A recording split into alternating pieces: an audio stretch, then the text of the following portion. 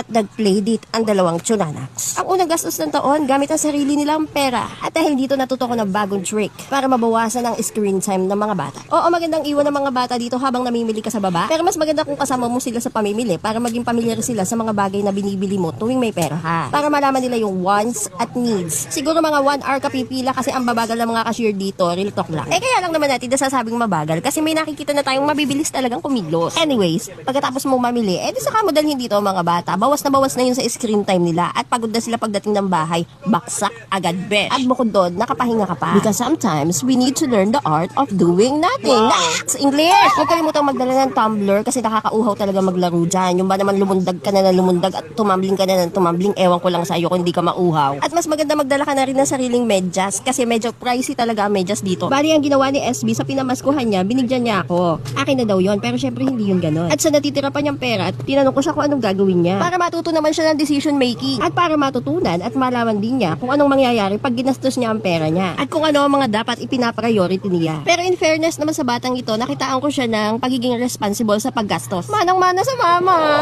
Overall, very happy naman si Amira at si Bless. Pati na rin si Saihan. Yun lang mga ka-forever.